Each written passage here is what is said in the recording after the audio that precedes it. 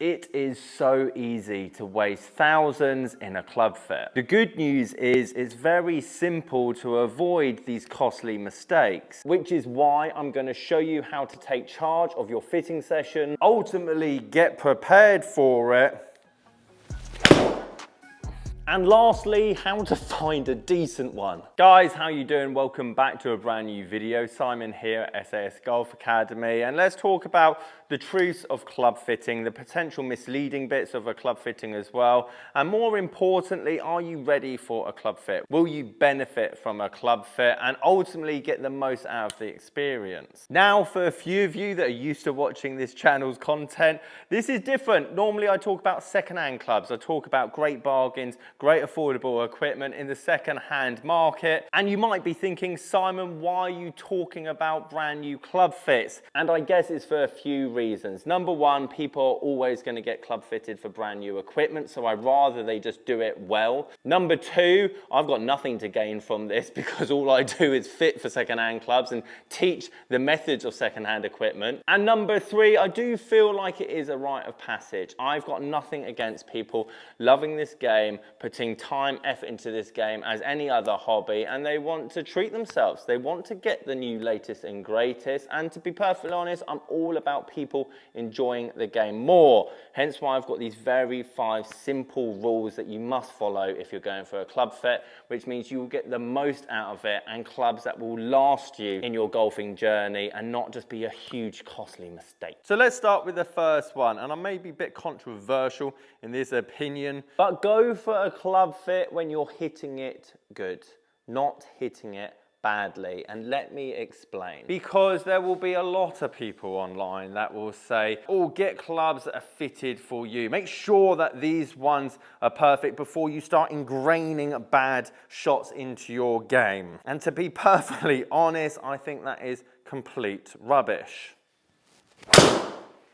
However, when I say hitting it good, I mean something like that, i.e., I've found the middle of the face. Evidently, as we can see there, I've hit it relatively quite far offline, as well as having my spin quite low. Now, we're not going to go into head design and shafts and everything else, as I want this to be a guide for you getting the right club fitting and performing well in your club fit. But going back to the notion of hitting it good, is a club fitter needs some consistency. As we can see, I've got a draw bias head here, a low launching, low spin shaft in this Cali white, and if I'd seen a golfer hit basically 8 out of 10 shots just like that, where they peel off to the left, I would be able to fit that person into something with a bit less torque in the shaft, for example. Maybe have a head design that's a bit more higher launching or high lofted to increase that spin so it doesn't knuckle out of the air like a Ping 10K head or G425 Max, for example. But if you're going for a club fit and the shot pattern is like this or this,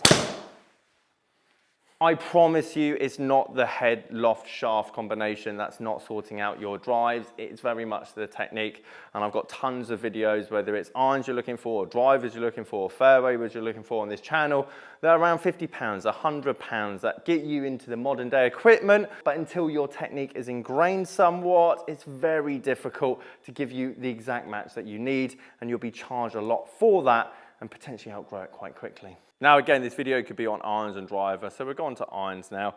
But number 2 is be assertive, be knowledgeable, know what you want. And this kind of goes into what I'm going to talk about at the end, but know what you want. Most golfers are able to hit 70 to 80 balls without being fatigued. That means that we've got a very short amount of time. If you're testing different iron heads and different shafts and potentially got 5 shots to 10 shots with each of them to get comparable data before your swing ultimately will change. Therefore, go with an idea of what manufacturer you want. Know the prices. Some brands are more expensive than others, and go, I want to test these 2 brands, or maybe at most these 3 brands against each other,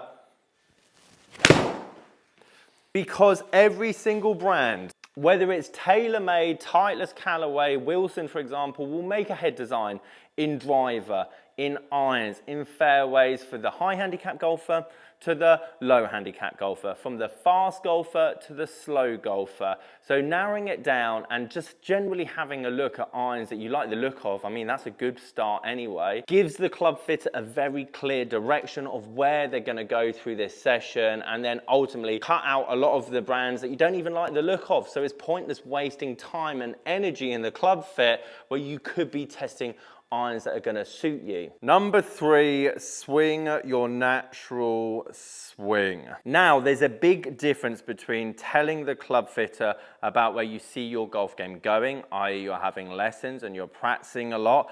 And to be perfectly honest, if you're going, I'm off 20 now, but I'm playing 3 times a week, having multiple lessons, and I see myself being off 12, 11 by the end of the summer, I would question why you're getting club fitted now and not potentially in 3-4 months' time. Again, one of the reasons that sparked this video is I've got a client that was struggling to break 100 at the start of the year and has these big chunky Callaway razor irons, something like that. But he could swing fast, he could hit a great good shot. And he was like, shall I change my irons? I'm like, wait.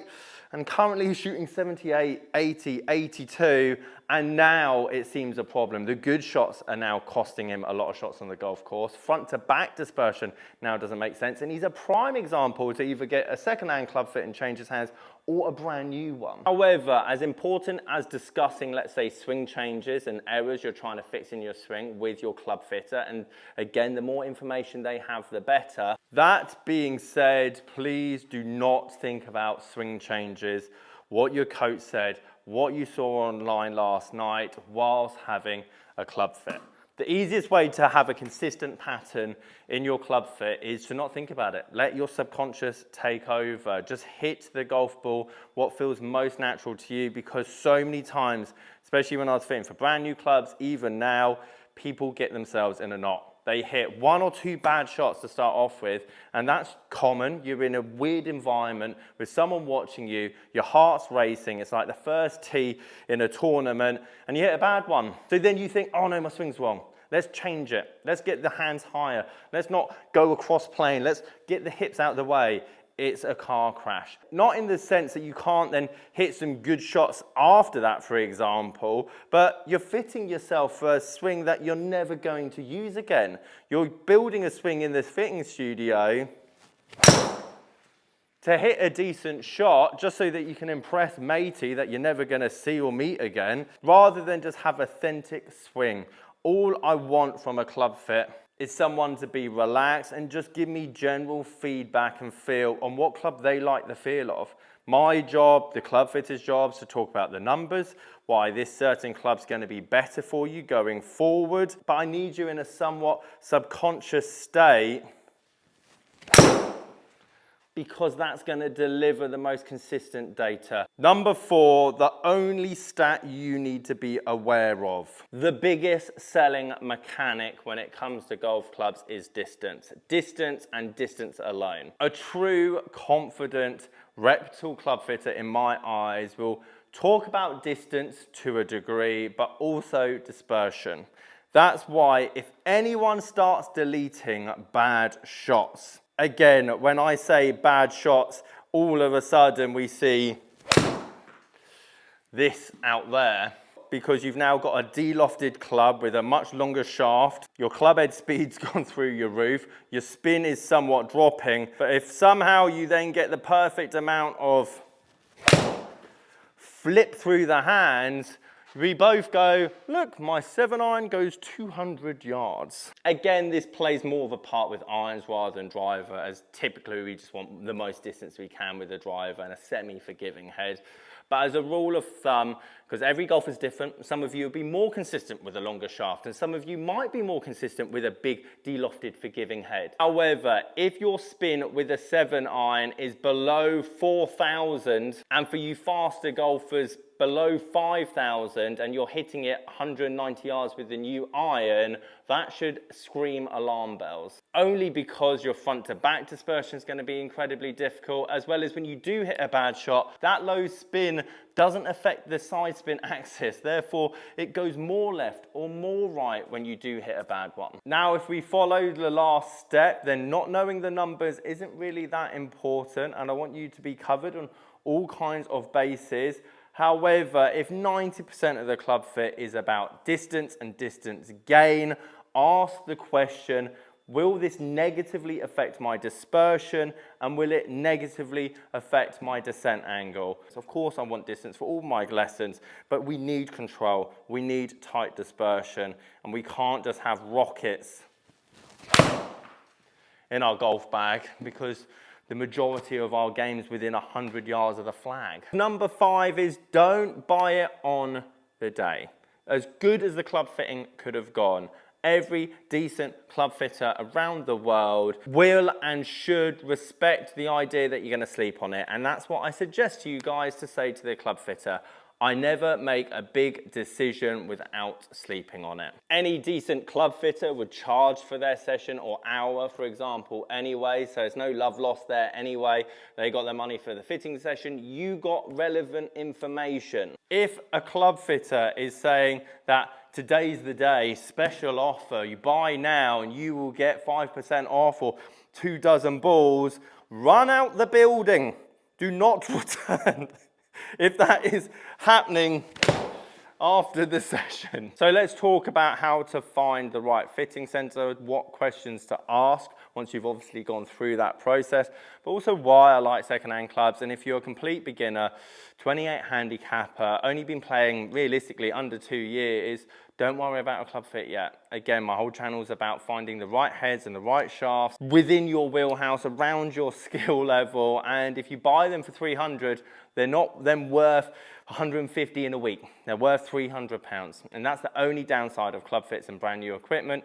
Set of irons at £1,000, you take the wrapper off, you hit on the driving range or golf course, that whole iron set is now worth £600. And again, a year later, they'll be worth £500. The obvious way to find a decent fitting centre is going on Google and just looking at reviews. However, if it's not your local golf club or somewhere that you visit, I highly recommend asking if they charge for a fitting.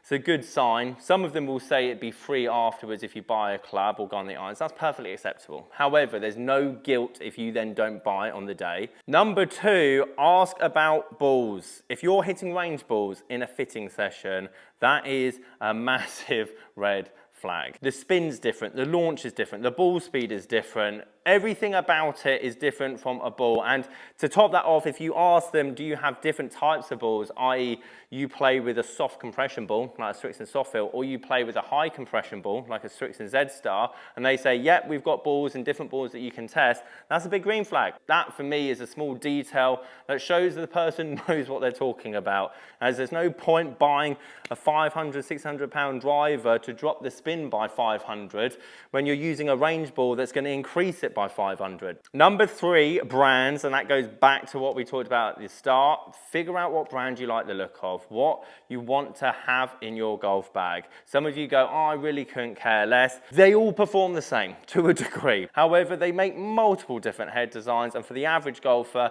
any good club fitter could fit any brand into any golfer. The last one, the more important one, a report. Do I get a report of the data on the day? More importantly is for you to have a look at with either your golf coach or for you to go away with and use your irons on a different day. Look at the numbers, look at the club path. You don't need to understand this, but if you have then the ability to go to another monitor or another club fit and you compare both of them, if you've got 2 very different numbers, i.e. club data, swing path, angular attack, club face control, whatever it is, on 2 very different days, maybe the swing isn't consistent enough. Maybe you're overthinking it in the fitting session. Therefore, you're just manufacturing a swing just to hit the ball straight in the day under pressure, and that's not what's going to happen on a golf course. Therefore, yes, they work great in here, but if you spent £1,000 on a set of irons or £500 on a driver and then took it to your golf course and wondering why it's now not working, well, that wasn't the swing that you were fitted it with. Again, this isn't doom and gloom on club fitting, but there's tons of stuff online that tells you to go and get club fitted at the first ever chance. And it's more of a question of, I want you guys to get fitted when it's the right time, when you've got the right budget, so that there's no regrets after it. That's the important thing. Guys, if you've got any questions, sasgolfacademy.com. Catch you guys later.